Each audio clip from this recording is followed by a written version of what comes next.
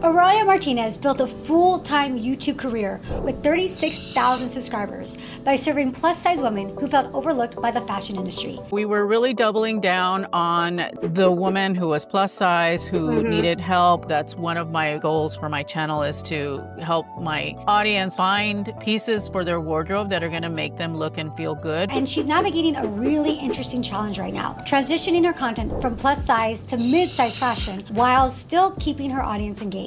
We're diving into her monetization strategy that works without a huge channel. We were seeing slow and steady increase in views and subscriber count. That's when I started getting higher income through the affiliate platform. The audience tension between budget content and luxury mindset. Your audience, they love the Walmart, they love the Amazon, but you love the higher end stuff. It's the thrill of the hunt. So you may not be interested in spending what I'm interested in spending, but that doesn't mean that you can't find pieces that are just as good. And how she's managing this major pivot. It's exciting and a little scary at the same time. It was a little alarming to look at my stats that morning, how far down the subscriber count had gone. Hi, I'm Erika Vieira I, YouTube strategist, producer, and coach to nearly 2,000 women creators. This is real talk for women who want to win on YouTube. Busting myths, preventing burnout, and creating revenue. For more information about me and how I work with people like you, check out the link in the description below. Ladies, class is in session. The most amazing things I think about you and your YouTube channel is that you have built a full-time career with not a ton of subscribers. I mean, you've got 36,000 subscribers, which is great. But a lot of people out there think they need hundreds of thousands of subscribers to go full-time. I know that you left your corporate job for this career. What made you confident enough to make that leap without having a huge audience? I saved money. Yeah, I spent a couple of years saving money, enough to last me through the first couple of years of getting started, getting going. It took a lot of planning because I had been talking about it with my financial advisor for about 3 years prior to finally making the jump. And we were busy putting aside money and making sure that I had enough of a nest egg in order to be able to devote time to doing this full time without having to worry about how am I going to make money? And even still, I had a small subscriber base, but I had I have a lot of what you call Delulu. You need that. Yes, I had a lot of that. And so I'm like, you know what? I'm just going to go. I'm just going to go. The pandemic was such a mind shift for everyone. And so it was for me as well, to where I was like, I need to do this because I can't. I love it so much. I enjoy it so much. And I really want to give it my all. So I made a huge effort and talked early and a lot with my financial advisor to make sure that I was ready to make the jump. When you first started, then you were generating income from your YouTube channel. I was generating a small amount of income from YouTube. Most of my income was coming from affiliate sales. And just really taking a full deep dive into, okay, I hauling is really where it's at. And so I started really focusing on that and giving the content creation my full-time attention. Also, it gave me the opportunity to create content for the affiliate platforms as well. I was able to bring it all together and start generating an income. But I have to be honest with you, the real income didn't start coming in until we started working together. And that's when my channel took off. And that's really where I started to get a lot more income, to where it became really sustainable for me to do this full time. And I knew at that point when I reached out to you, I'm like, I'm getting close to the end of my funds. I really need to make a go of this. And so the only way I knew how was to talk with you about it, because I knew that you had a lot of proof of the success that you've been able to have with other creators. That's really when this job became 100% sustainable. So that was when we worked together one-on-one, you had already quit your job. Okay. I see what you're saying.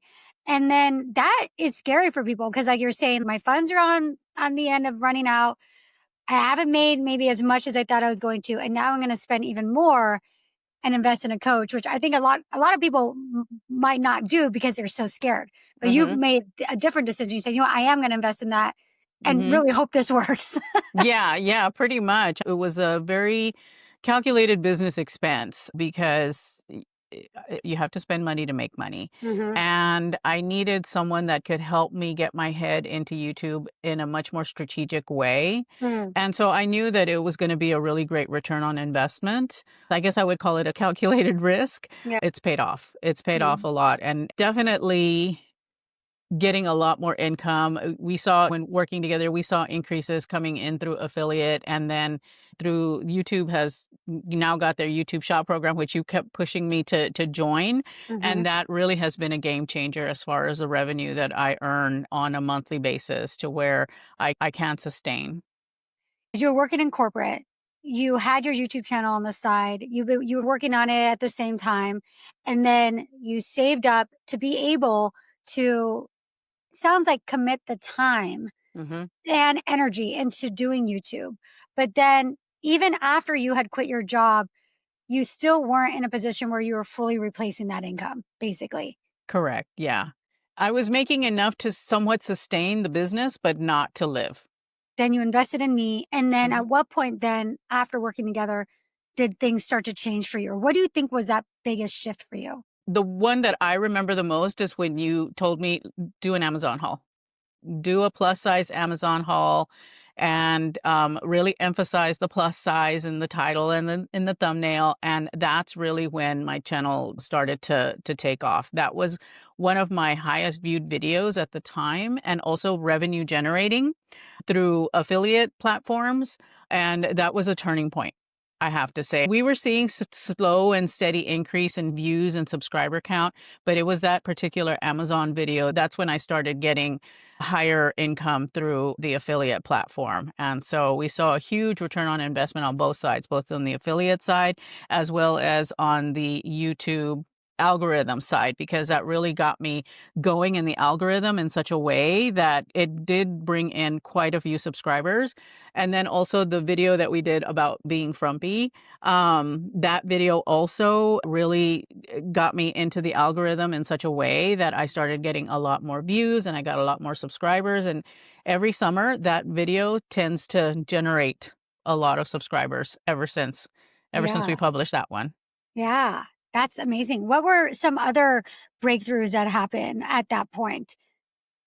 We were really doubling down on focusing on the woman who was plus size, who Mm-hmm. needed help, who didn't want to shop at like fast fashion necessarily, like the Sheins and the Temus and places like that. They Mm-hmm. wanted something that was a little bit more sustainable, also better quality and things like that. So that was really when I started looking into the quality of the clothing and trying to guide my viewers to look for pieces that were higher quality. And so I was exploring a lot of different brands, finding the brands out there that normally plus size women didn't know that they could wear. And I started bringing those into my channel so that way they had alternatives to just the standard stuff that was going out at that time. Not to mention the fact that my style aesthetic is very traditional, very classic. And I know that there are a lot of women out there of size that want to dress the same way. And you and I work together on how to get that woman to watch my channel, to find me and watch my channel.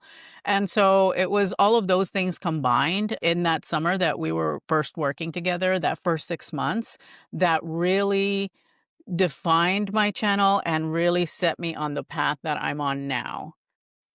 What were you maybe afraid of when you first started with the coaching with me? Because I can imagine that would be a little bit of a leap, like you said, or there's like Mhm. the Delulu and all that. Was there anything that you were afraid of at that time? I was a little bit afraid that it's like, "Oh my gosh, what if she's mean?" But my partner's all like, "Look, you're paying a lot of money. You're gonna do what she tells you to do." Yeah. And I was all like, "Yep, you're right. I'm completely surrendering to the process, to the feedback that I get, not Mhm. to take it personally because that's Mhm. not what that is." And so Mhm. I was able to put on my corporate hat and make sure not to take things personally. It's like, this is a business transaction. She is giving me feedback because this is exactly what I am paying for her to do. And you were never mean. You were Right. always very constructive. You're Mhm, certainly direct, but mhm, there's nothing wrong with that mhm, because it was very constructive feedback. It was always mhm. guidance and suggestions, and we would negotiate. Now, I came in like completely like, whatever you say, I'm going to do. I'm not going to fight back. I'm not going to, because you're the expert, Mhm. you're the expert. So I'm going to trust you.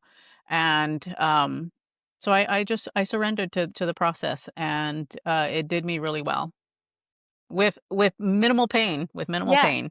Oh, that's good. That's good. Was there a moment from a monetization standpoint? Was there like a brand deal, or was there a month, or was there a moment when you said, "Okay, I'm finally seeing the ROI here"? Yeah. When I started to finally gain traction with the YouTube shopping, Mm. the YouTube affiliate, Mhm. that's when I really started seeing a huge return on investment with my AdSense. Now, it did cannibalize the other affiliate platforms a little bit. I find that I much prefer using YouTube affiliate because I don't know, I just feel like it's less friction for the audience to make a purchasing decision because it's right there and they don't even leave the video when they click on the affiliate link. So that's really where I started to see a lot more AdSense checks coming. The bigger AdSense checks coming in is with the YouTube affiliate. And then in addition to that, I was an early adopter of the program. And so I was able to get some perks that some people don't get. And I'm really glad that I did that because it really has been career altering for a content creator because YouTube is my home, really. I mean, if I'm going to live anywhere on any platform, YouTube is always it. That's where I first got the idea to start content creating. That's where I first got the inspiration to do it, and that's really where I've always wanted to live. Everything else is kind of just like, kind of superficial. Really, YouTube has been the one platform because it's got the biggest return on investment.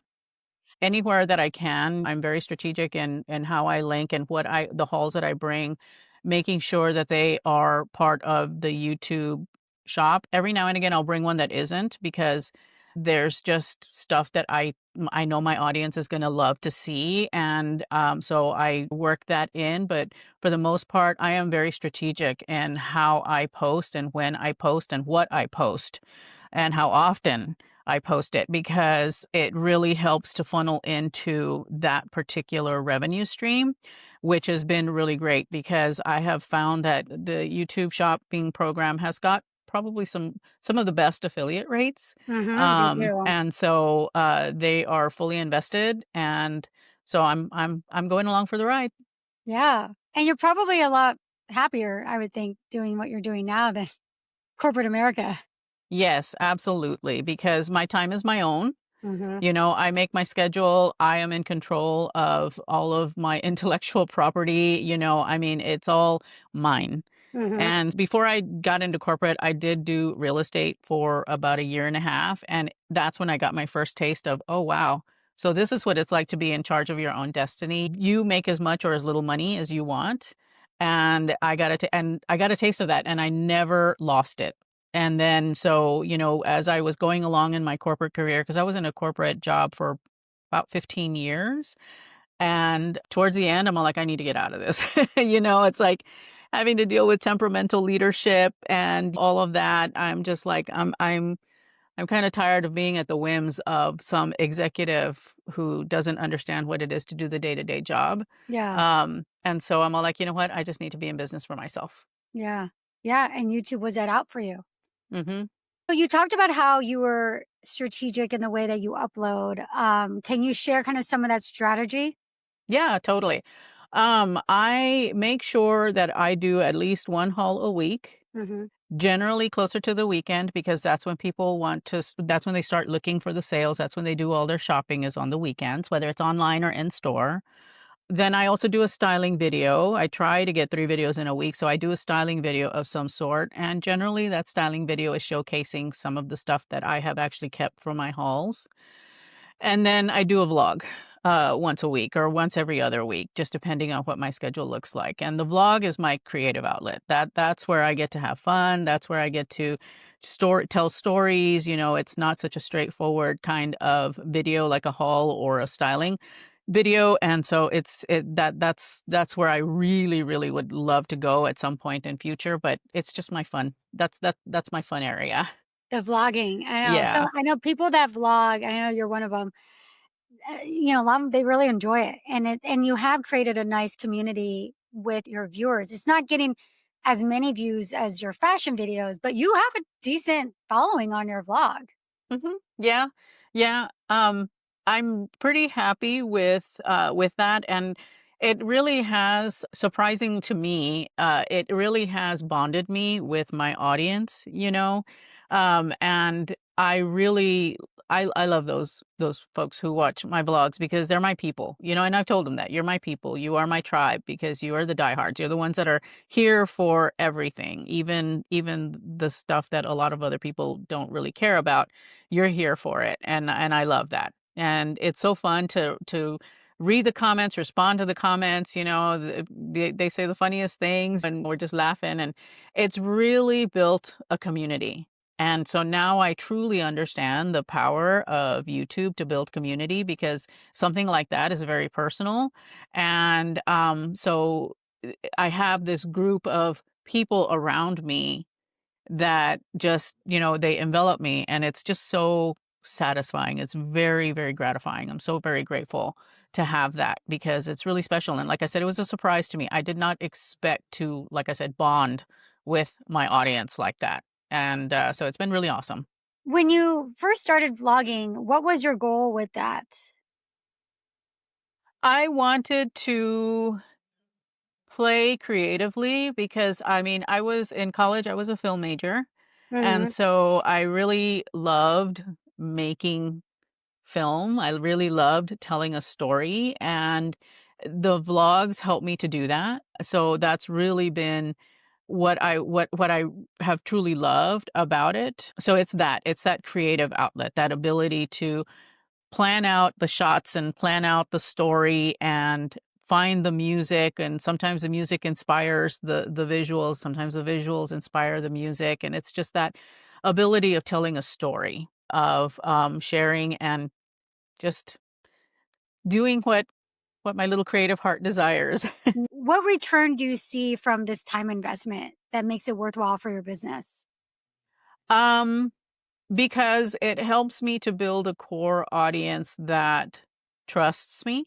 I think Mhm. that's the biggest thing. It's that trust building Mhm. that you need, especially like today in the age of AI, with it coming in, humanity is even more crucial. And so from a business standpoint, it means that I'm a real person providing real feedback on real products in a way that just connects with people. And so it's that connection. And as we move into more of a virtual world, that human connection is critical. It's even more important. And so it is something that I value even more highly now because I know I don't want to buy from a machine, a robot. I want to make purchasing decisions from people that are real, that are giving me real feedback on whatever it is that they're talking about. And so I want to be that for my audience. I do think that with AI, having a vlog is going to be a pretty valuable asset, like a real life. Like, here's my real life. And Mhm. starting it now, right? When people know Mhm. it's the real you and Mhm. they can trust that and they trust you, I think is even more valuable. Mhm. Yeah. So I stay pretty close to what's going on YouTube especially.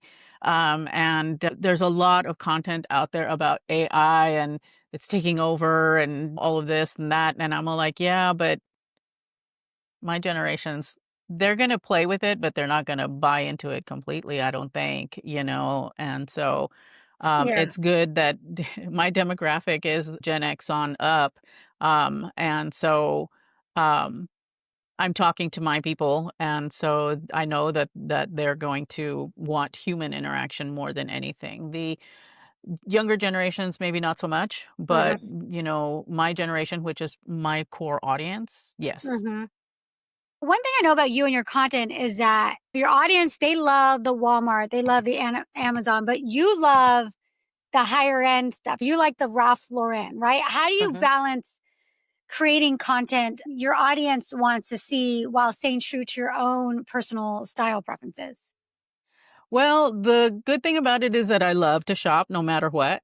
Mhm. It's about the hunt, right? It's about finding those pieces. And so I have so much fun going in and looking at the stuff that I get in from what I call the big box stores like the Walmarts, the Targets, all those places, H&M, and finding those pieces that are actually outstanding and that will really do well for someone for the long term, because that's one of my goals for my channel, is to help my audience, my followers, my people find pieces for their wardrobe that are going to make them look and feel good, but that are also not a waste of money. And so it's the thrill of the hunt, the thrill of searching. And so that's where I can bridge the gap. That's the balance that I've struck, is I really love looking for these things. So you may not be interested in spending what I'm interested in spending on something, but that doesn't mean that you can't find pieces that are just as good for less, that are within your budget or within what you want to pay for.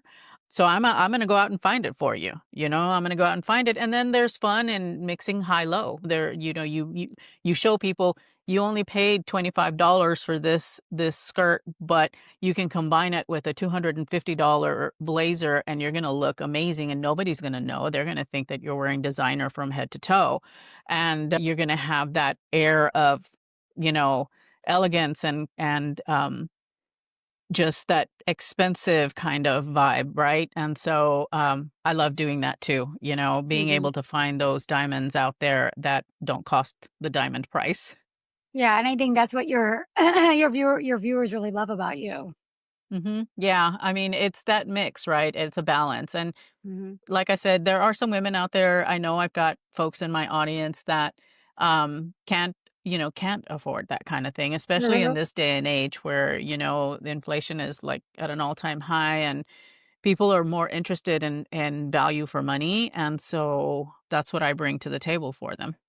Yeah. So what is your take on the different affiliate companies? Because I know you do lean more into the YouTube shopping, which I think was great because I do remember we were working together. Mhm. We were trying to get you to that subscriber, or there was like some kind of qualification, I remember. And we were like, Mhm. okay, like, you get Mhm. to do the shopping and all that. And it's funny, I think the qualifications were higher then than they They are now. were. They Because it was were. 20,000 subscribers then, Mhm. right? Mhm. And then Yes. now I think it's 10. And I think at Yeah. the time we were like, okay, we're getting close to 20K. And then you went all in when you hit 20K. What are your thoughts on like the Shop My and the LTK? Are you still utilizing them supplementary, Yes. or what are your thoughts on that? Yeah, I'm still utilizing them because to date, YouTube shopping doesn't have the ability of taking the product that you link through them and making it something that can be put into the description box. Hmm. And so we spent years training our audiences, all of us training our audiences to check the description box and then also check the pinned comment.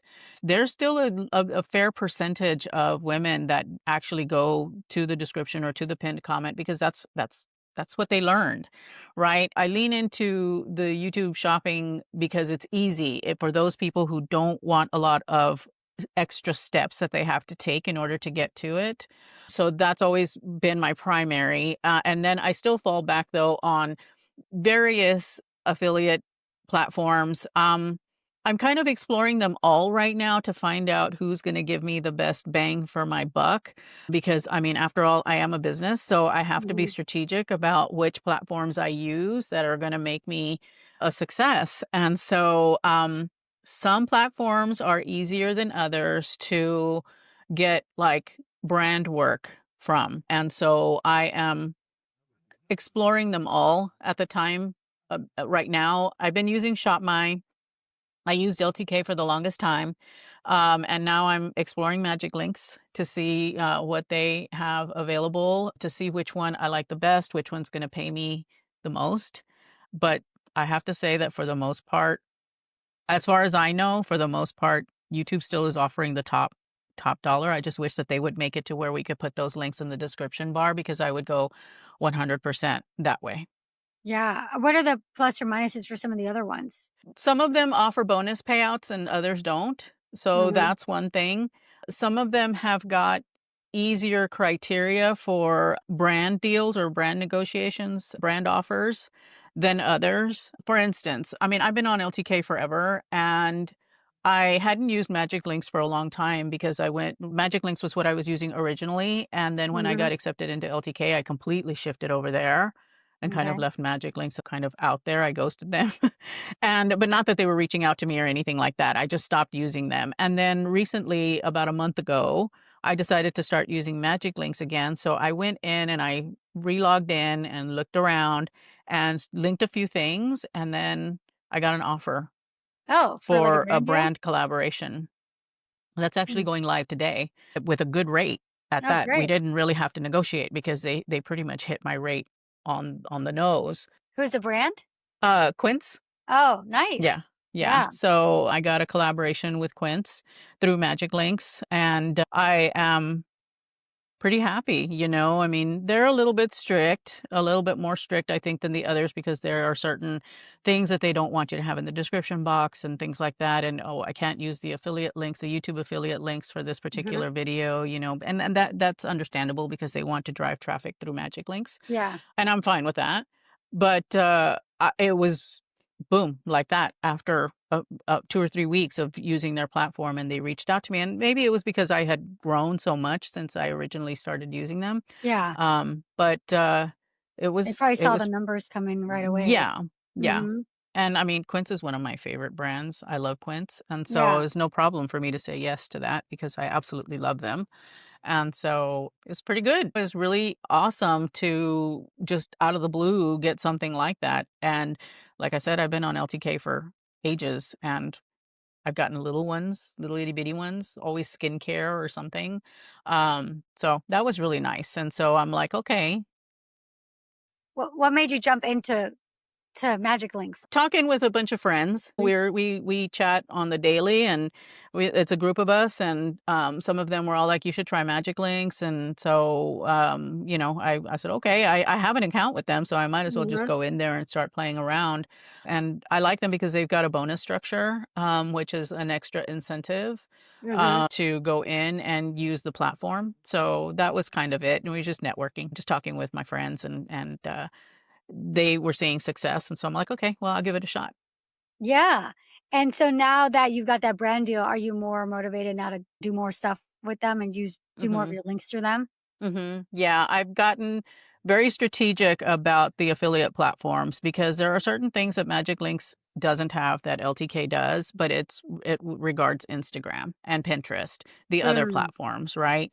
And so, in being strategic in how I think of it, the way that I've decided to split it up is that LTK is going to go to mostly Instagram and some Pinterest, because I think Pinterest is an untapped gold mine for all of us. A lot of us don't use Pinterest, and so I'm going to start pushing into Pinterest. So LTK will be for those two platforms. Magic Links will be for the links and description until YouTube decides that they want to do that, and then YouTube Shop for presenting during the video for those people who want to shop directly off the video. Which my preference would be just clicking the link on the screen, because I don't like to have to do stuff, and that makes it Yeah. super easy. I know recently you're going through some personal things that you've chosen to share with your audience, which is starting a GLP-1. Mhm. And given that your channel is a plus size channel, you had this discussion with your audience and you told them that this health decision is now almost forcing me to make a major pivot in my content. How's that feeling of having your business so directly tied to your own personal health journey?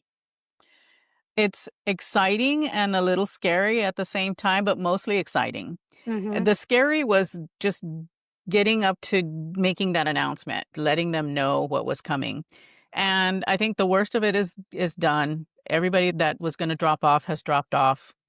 It was a little alarming to look at my stats that morning when they became available to see how far down the subscriber count had gone, because how YouTube analytics will tell you minus or Yeah. plus subscribers.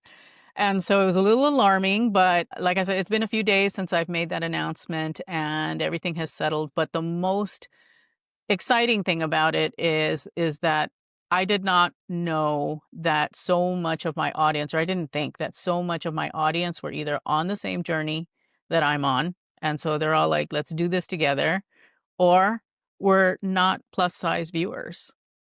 And so I, in my own head, was convinced that my audience is like 90% plus size, but that's not the case. A lot of the women that are watching me are also reducing in size, and then the others that just watch for the style content, which I should have known because I don't watch exclusively plus size fashion creators either. So I should have known that, but it's a mix of both, and now it's really becoming exciting. It's just learning and getting my mind from being and using these types of search terms to using other search terms. So it's kind of like I was special because I was plus size, and now I'm not so special because I'm moving into the giant pool of fashion creators that are mid to standard sizes. So, Mm-hmm. Mm-hmm. yeah. So how do you plan to retain viewers through this transition? I'm still working through that. I'm still trying to figure that out. Yeah, it was so When I'm making my thumbnails and everything, I have it so ingrained. It's like you have to have plus size. And so it's a little bit unnerving when I'm like Mhm, making thumbnails or trying to come up with titles. And it's like, oh my God, do I put mid size in there? Do I want to box myself in like that again? mhm. And so it's a strategy that's still in process. It's something that's still being figured out. Just understanding it's like, how do I make an impact now? It's a big change because you build your whole business around being plus size. While you have your vlog, the majority of your income is through the fashion. Hmm. I was very excited to see that you had a very, very positive response Hmm. to your announcement video. Yeah. And you said you were surprised because not everybody's plus size. Yeah, yeah, exactly. I was like, wow, I just it didn't even occur to me that a lot of my audience or a good chunk of my audience at any rate is not in the plus size realm. They just watch because they like the style. I underestimated myself, I guess, in a way because I didn't realize or believe that somebody would watch just for the style. I thought that it was really helping plus size women, really hyper focused on helping the plus size woman because there's a lot to unpack there, right? I was really pleasantly surprised that people are watching me for the style content and because they like what I bring, they like what I have to say. That makes me feel all nice and warm and fuzzy. I feel really, really good. And that really also has even bonded me even closer with my audience. It's like that Sally Field woman. It's like, you like me, you really like me, It's like that's how it feels. It's like, oh my gosh, I feel very validated. I'm still riding the high from all of that, honestly. It's just so good and it makes me smile when I think of it. I shot a haul video yesterday and I struggled a little bit at the beginning because I'm all like, but it eventually I got through that and now I feel like I'm gonna really hit my stride. It is a good feeling because whatever ends up happening, you need that fuel at least from just like a motivation standpoint, right? To Mhm, keep going because imagine you did a video like that and everyone's like, "Okay, well, thanks, if you're not plus size, da da da da da da." mhm, So, and that's why I know you were so scared to do that and do that in a mhm, video because you just mhm, don't know the reaction of your audience. mhm. And the fact that you had it got a lot of views and I think at last time I looked, it was what, 10, 11,000 views? Uh-huh, yeah. And that comments were overwhelmingly positive is that motivation that you almost need to move forward Mhm, and get you in that new momentum, that new niche. yeah. Because there's probably going to be highs and lows and, but it's so great when you have that community. And Mhm, those years of you vlogging has helped with that, right? Because those people mhm, are going to support you. But also, I think it comes with just having good quality content, which you've always had. You're enjoying the results of a lot of years of hard work in that. Yeah, it really is that. Before I started working with you, I wouldn't be so confident about that. But now, yes, because one of the things that came out of our work together is that I learned how to best engage with my audience, how to really just talk to them and talk with them. And so I think that that led into where we are today, where I've got a highly engaged audience. It's small, but it's mighty. They really Very do engaged. engage. Mm-hmm. And I love that. And I didn't have that before. I didn't Yeah. really have that a lot. I had a few, but now there's like so many. And it's all just a result of working with you, though, because I have to say that you helped me to connect. You Mm-hmm. really helped me to bridge that gap, which I knew that was something that I needed to work on as well. And there's all the technical stuff like the thumbnails and the titles and all of that, but there's also that, how do you connect with your people? How do you bridge that gap? And in working with you, that really helped me through doing the Mm-hmm. exercises that you have us do as Mm-hmm. part of the preparing for the one-on-ones and things like that. And really finding my way and finding my voice. Mm-hmm. That's what the work with you helped me to do. It helped me to really find and amplify my voice. And it's been a really great experience. And like I said, I only expect more. I do There's more to too. come. And I really think that, first of all, there's that energy that you have that you emanate to the camera Mm-hmm. and to the camera and through the camera. And I think that the excitement of being able to fit into clothes that I never could before and style in a way that makes me happier really is going to come through on the camera, that excitement for Mm-hmm. it. And I think Mm-hmm. that that is hopefully going to generate more engagement, more views, and all of that and growth. I feel super excited about it because, I even when I was the video that's going out today, the haul that I shot yesterday that's going to go up later this week, I was just so excited. I was so happy. It's like I tried these pants on last week for them and I'm trying them on again and they fit even a little bit better today. So it's that excitement of being able to wear these things and try them. And I think that that's going to come through Oh and yeah. that's going to help to fuel momentum as well. Yeah, for sure. That's really exciting that you get to share your journey as you're going through Mhm. this with your audience. One interesting thing I always think with fashion is the idea that you have to continuously do a lot of these hauls. How do you manage that? And I'm sure even now, as you're even changing bodies, it's like you're going to have even more clothes. How do you, knowing that you're doing a haul every week, how do you budget for that? And then do you return a lot of it? Do you keep it, use it for other videos? Like, how do you handle that aspect of this specific niche? I have got a specific account, a credit card that I use that I feed all of my affiliate money into. And I use that to fund the hauls. And it gets recycled to an extent.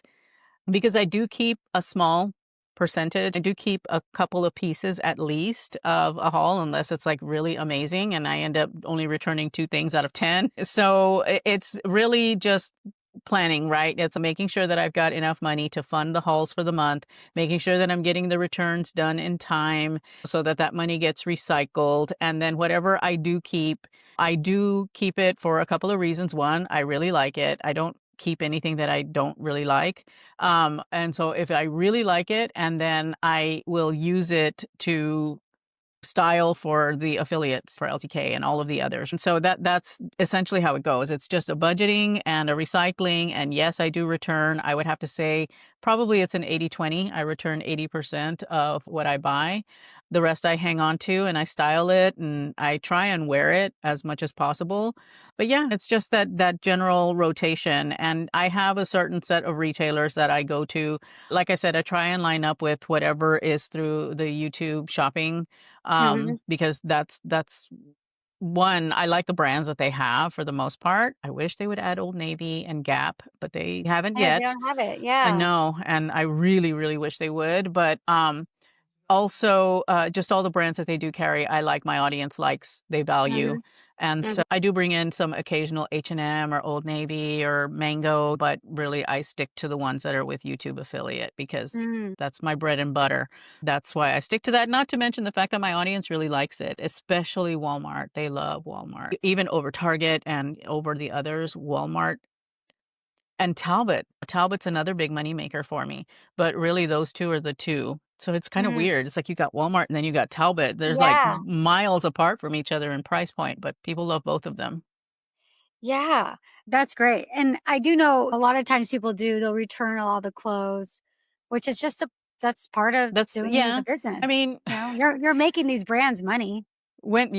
when I was plus size, I was justified in doing that because they don't carry the plus sizes in store. Even Cool. if I were just a normal consumer, I would have to order online because it's not available in the store. Yeah, And so that of course is not going to be the case here for much longer. That was my thing. It's like, yay, hey, if you carry these in store, you could go to the but store and try a bunch of them yeah, on. go to the store and buy them. I mean, now it just offers me more opportunity to do like shop with me's because there's actually Mhm. going to be pieces that I would be able to find and try in store. Mm. So that opens actually I'm thinking about this right now. That opens up another way of me to be able to shop for my audience. Oh yeah, Um, because you haven't because since there isn't a lot of plus size in the stores, you just haven't done that right. type of content. Right, exactly. Mm. Exactly. And so now that will likely change. Yeah.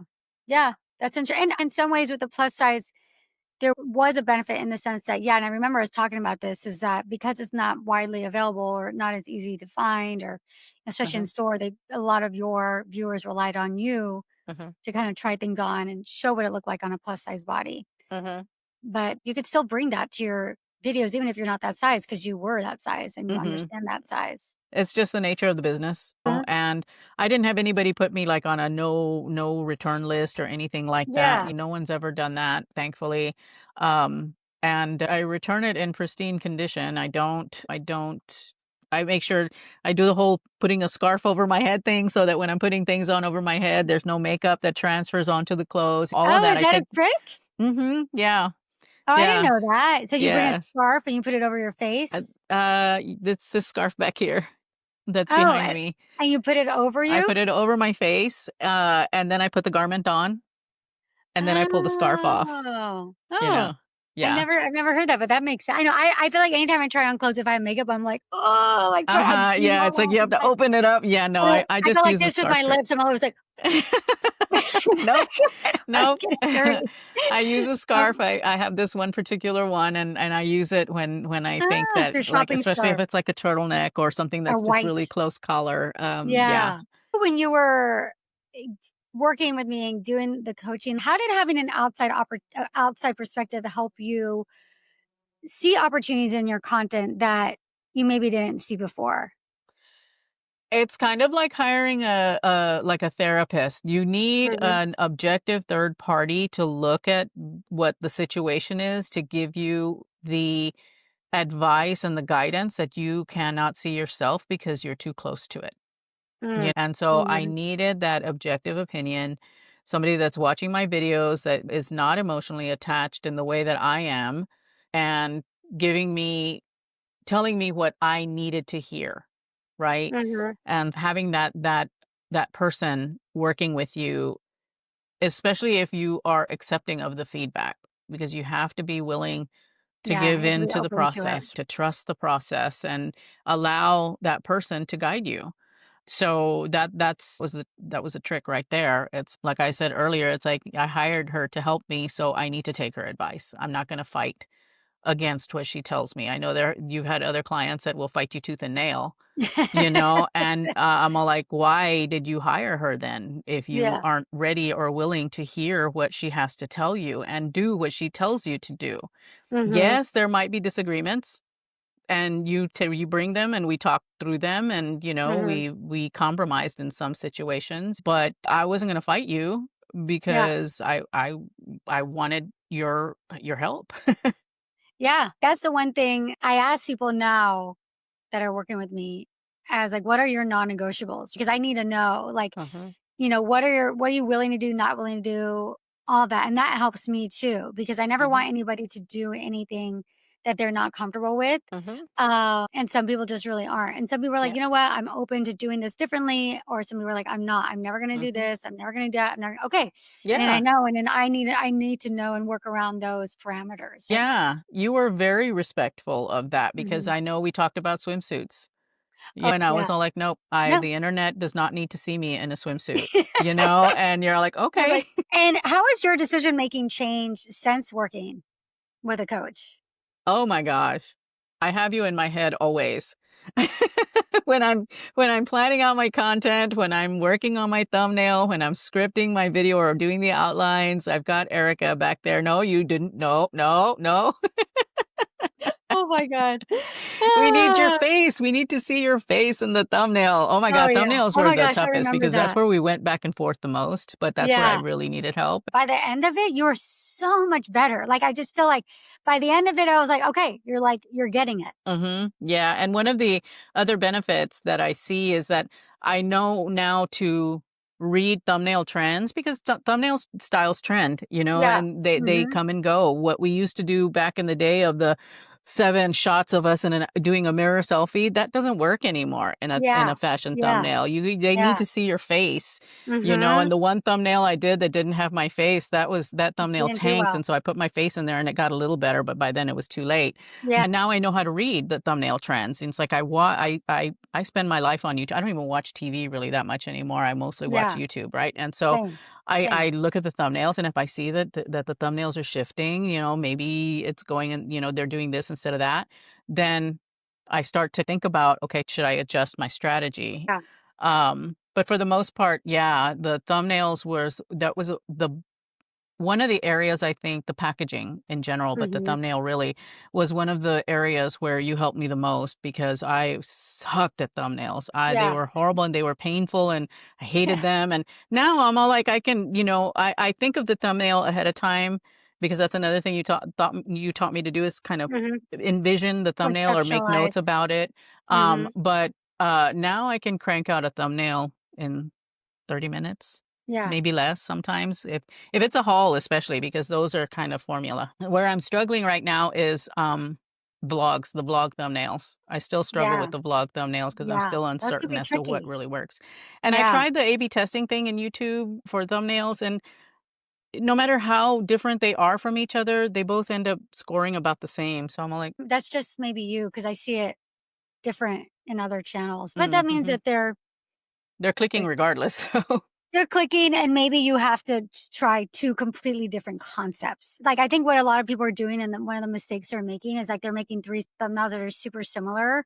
And mhm, it's like, I think the whole idea is like making, which nobody really wants to do because it's just considering they're two completely different concepts. It's just a lot of work. mhm, But I think the idea is like a totally different concept yeah, versus, oh, I'm going to change the font color or I'm going uh-huh, to add another photo. People are doing that, which is fine. And sometimes I'll see some difference, but more than likely it ends up mhm, what you're saying. I always tell people, oh, you can do a whole nother concept. And people are like, mhm, oh, okay, I don't know if I want to do that. It's yeah. just a lot. It's just a lot of work. I'm still working it out on the vlog Yeah. thumbnails, how to do it. I do know that I need to have my face in there somewhere. Was there a month or a video where you're like, oh, wow, where the income was just, it was it was a high one that got you really excited? Was there anything that was memorable like that? Yeah, actually, this past summer, I had a particular goal that I was trying to meet for an incentive, and I met it and surpassed it, and it's the most I've ever sold. It was the sales number that Are drove you able to, do you remember how much you sold? over $100,000 in a quarter. Wow. I think I ended with like 120K in sales. That was a target that I was trying to hit in order to get a bonus. I was so excited that I was able to do that. That's the first time I've been able to do that. The shop star bonus, right? Mhm. Yeah. Yeah, Wow. so it's pretty cool. I was really pleased with myself, and again, that was probably the most strategic I've ever been with what I posted and how often and all of that. I don't necessarily do shorts because they don't convert. So Mhm. I don't spend a lot of time in shorts. But it was all long form for the most part that really drove that. Yeah, I was gonna And say, what do you think contributed to that? it was for Q2 spring. Spring's a big Yeah, Spring and spring's a big fall, one. the Yeah. two big seasons, and Yeah, holiday spring's up to a big. point are Mm. big. I hustled. I hustled because I wanted to make that goal, and I did. I'm pretty happy about it. Yeah. Q4's coming, so who knows? Yeah, I'll see. When you said you hustled, did you upload more content at that time? Be like, "Okay, I gotta make that goal, gotta make that goal?" Yes, I Or was very strategic in the brands that I was hauling. So everything, of course, was YouTube affiliate, just constantly hitting. And it helped that they were putting out a lot of really nice things. They were putting out a lot. And Mhm, so it was very helpful in doing that because I had a lot of fresh things to show them. mhm. This fall, I've noticed that it's been a little bit slow in the sense that Mm, things aren't cranking out as much, or maybe I'm just not inspired. I don't know. like the But things fashion? just don't, yeah, they're Mm. not dropping as often. All the fall stuff. Seeing, Yeah. yeah, where's all the cool fall Walmart stuff? I have yet to Mm. there was some, and I've Mhm. exhausted that. So I'm waiting. It's like, where's the fresh stuff? I'll keep my fingers crossed for you for Q4 for getting Mhm. that bonus. I feel like you will though, because that's always such a strong time of year for Mhm. fashion channels, your channel Mhm. in general. So Yeah. I'll keep my fingers crossed. Yeah, and then this year, I've been fortunate to have a lot more brand deals and a lot more repeats with brands, Mm. and Mm. so I'm hoping that the holiday season and paid, Yeah. because I generally won't do anything without pay, Yeah. unless it's a brand that I really, really wanna work with, but otherwise, yeah, it's been paid content, and so I'm excited because I've built some pretty good relationships this year, and I'm hoping that for holiday, I can cash in on those relationships, so And they'll wanna do some brand deals. How mhm. many brand deals are you doing roughly a month? Oh gosh, 2 to 3?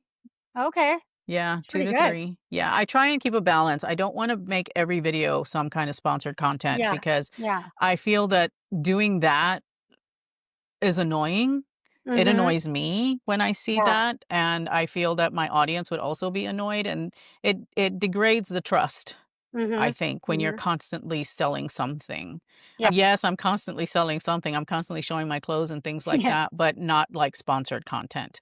It's Yeah. all stuff that I really genuinely enjoy, although my sponsored content is also things that I genuinely enjoy, but to constantly be just showing sponsored, have that little promotional tag up at the top is, I'm like, "Mm-mm, nope." I strike a Yeah. balance. 50%. 50% of your content. I Mhm, feel like your vlogs eventually could be a really good revenue source for sponsors because it's not mhm. just fashion. Are you getting any sponsors on your vlogs, or is it mainly fashion related in your main fashion videos? So the strategy that I take is, if you're gonna lowball me or if you want something for free, then it's gonna go in, the content that has the least viewership, and Yeah. that's the vlogs. Yeah. So if you don't wanna pay me, that's fine. I'm gonna put you into into content that doesn't get a lot of views. Yeah. My most loyal audience, they're like my testing ground, Yeah. and, they get to see that, but otherwise, if you wanna pay me more, then I'll put you in my other content that gets more views. Yeah. I think that's the goal for every creator though, is to, like you said, have those relationships with the brands that you're doing multiple sponsorships with the same brand. I also think it lends more credibility to you Mhm, as well with your viewers, because you're not just hawking a different brand in every single video. You're mhm, coming back and you're like, look, guys, I really like this. I love this. I love this tea. I love this. I mhm, drink this all the time. Da da da da da da. And you're like, I really do. Here they are again. You build that relationship, and I think that benefits both you, the brand, and the viewer. mhm. Yeah. Well, Aurelia, thank you so much for sharing so much about your journey and what it was like working with me, also just doing your thing, and really exciting to see. I'm really excited for you with this new health journey that you're on and how you're going to translate that into content. I think there's so much opportunity there for you as Mhm, well. I mean, GLP is such a massive topic right now that mhm. I feel like both in your vlogs and in your videos, like there's just so much that you can cover. So I think it's an exciting Yeah. time for you and for your content. I'm sure for your viewers as well. So for people who are not familiar with you, where can they find you? On YouTube, I am at Oralia_Martinez. Like to know it is the same. And Instagram is at Oralia__ Martinez. And then I also have a Substack. That one has a completely different name. Don't ask me why I did that. It's called More Than Fashion. Oh, fun. Yeah. I know you have a Substack. Oh Yeah. my God. I need to go follow you over there. All right, Oralia. Thank you so much. Okay. Thanks, Erika. Bye. Bye.